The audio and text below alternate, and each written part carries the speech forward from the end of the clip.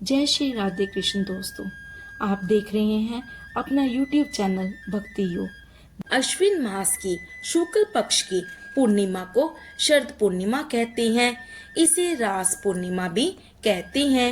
ज्योतिषी की मान्यता है कि संपूर्ण वर्ष में अश्विनी मास की पूर्णिमा का चंद्रमा ही षोडश कलाओं का होता है। कहते हैं इस दिन चंद्रमा अमृत की वर्षा करता है। शरद पूर्णिमा के दिन शाम को खीर पूरी बनाकर भगवान को भोग लगाएं। भोग लगाकर खीर को छत पर रख दें और रात को भगवान का भजन करें। अगले दिन खीर का प्रसाद सबको देना चाहिए। इस दिन प्रातः काल आराध्य देव को सुंदर वस्त्र आभूषणों से सुशोभित करें।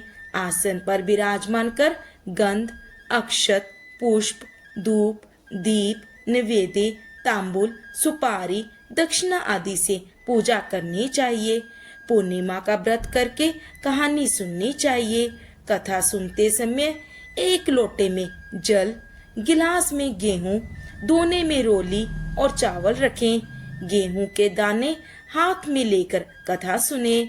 फिर गेहूं के गिलास पर हाथ फेरकर ब्राह्मण के पांव स्पर्श करके गिलास उसे दे दें। लोटे का जल रात को चंद्रमा को अर्घ्य देने के लिए रखें।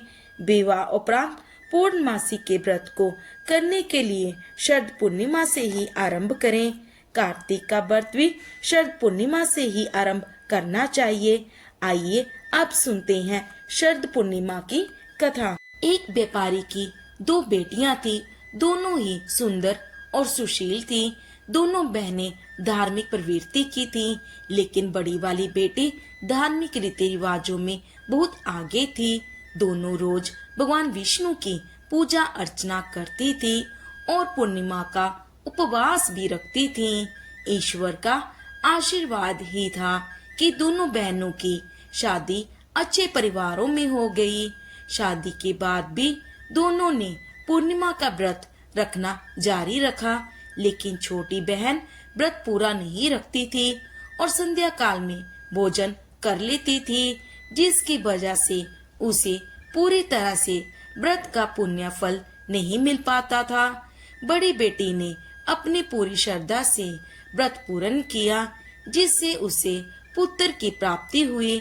हालांकि नियम से पूर्णिमा के व्रत करने के कारण छोटी बहन ने भी संतान का सुख पाया, लेकिन उसकी संतान दीर्घ आयु नहीं होती थी और जन्म लेने के कुछ दिन बाद उसकी संतान की मृत्यु हो जाया करती थी। अपने इस दुख का कारण जानने के लिए उसने एक महात्मा से बात की। महात्मा ने उसे बताया, तुम्हारा मन पूरी तरह से ईश्वर भक्ति में नहीं लगता, जिसके कारण तुम्हें तकलीफ भोगनी पड़ रही है। इस दुख का निवारण पूछने पर महात्मा ने उसे शरद पूर्णिमा का व्रत पूरे विधि विधान के साथ रखने के लिए कहा। महात्मा की बात सुनकर छोटी बहन ने पूर्णिमा का व्रत पूरे विधि विधान के साथ पूरा किया, लेकिन उसकी संतान जीवित नहीं बची। जब वह पुत्र खोने का संताप कर रही थी, तभी उसकी बड़ी बहन आई। मौसी के वस्त्र छूने से छोटी बहन की संतान जीवित हो उठे।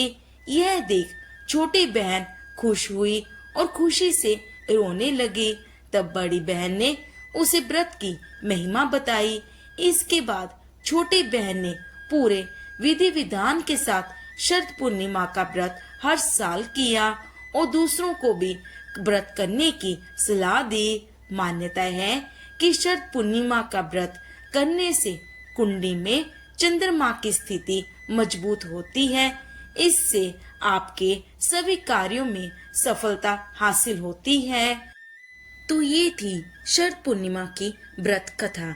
यदि आप भी इच्छित फल प्राप्त करना चाहते हैं तो शरद पूर्णिमा के दिन भगवान विष्णु के और माता लक्ष्मी की श्रद्धा से पूजा करें।